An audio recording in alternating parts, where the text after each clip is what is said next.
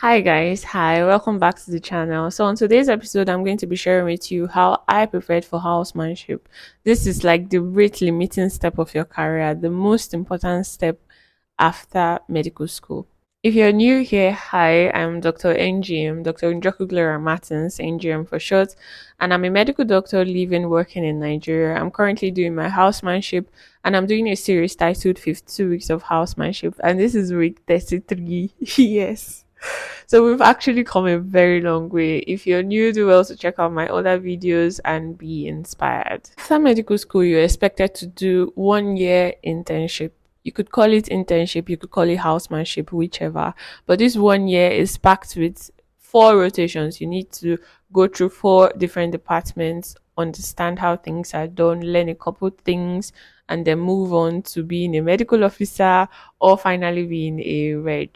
So it's actually a very important step of your medical career. To me, I feel it is I call it the rate limiting step of your entire career. I know medical school was actually a lot, but then some people would say they want to just use the remainder of the year or the internship to chill, relax.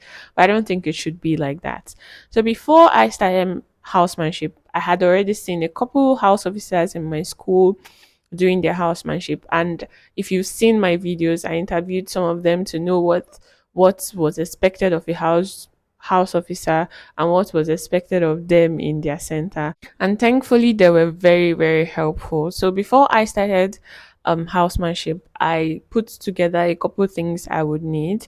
Apparently your physical things and then your mental preparation. I needed to have a mental shift, literally. So before I started housemanship, I got a couple of things I would need. I got a pair of really very comfortable flat shoes because I'm an advocate for doctors to wear very comfortable shoes. If you love your legs, if you love your foot, your feet, you should wear very comfortable shoes. So I got two pairs of Crocs and yeah, another very flat shoe that I could literally just wear and knock about whenever.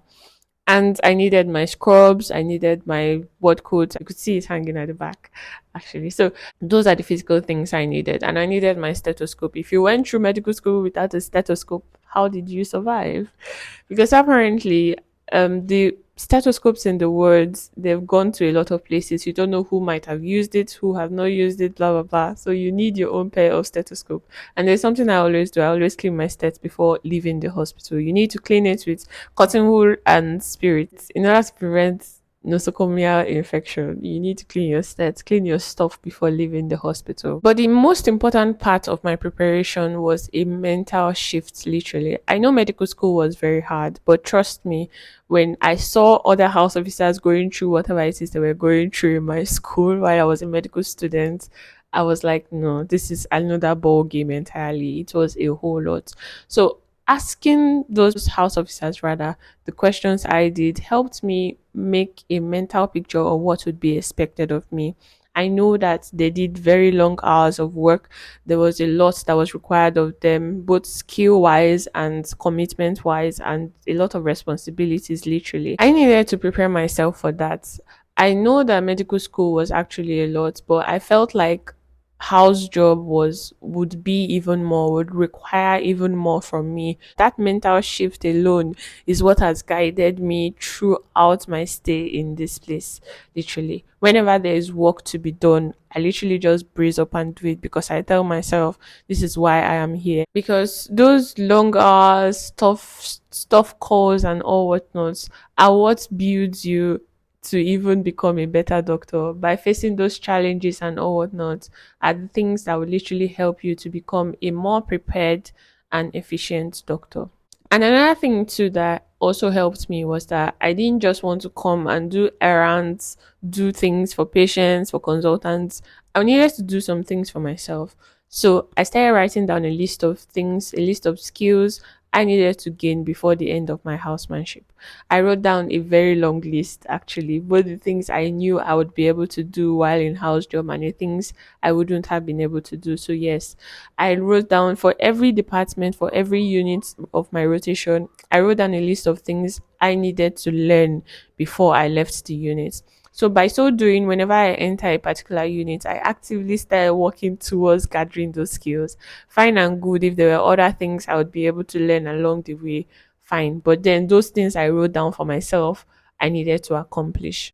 I know that for some people, they have decided to do prepare for foreign exams while doing their housemanship. But for some others, it is completely not feasible. So whatever it is that works for you, all the more better.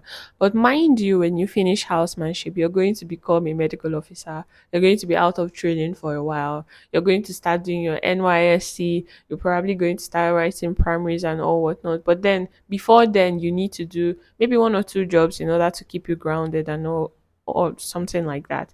So yes, it is those skills you gathered, those things you learned while doing house job that would literally help you to become a proficient and more efficient doctor. Now, for some people, they may say, "Oh, I need to start reading. I need to get up to speed with some other things I know." But then, fine, they could help you, yes. But then sometimes you may not even have the time in order to be discussing stuff with your chiefs and all of that.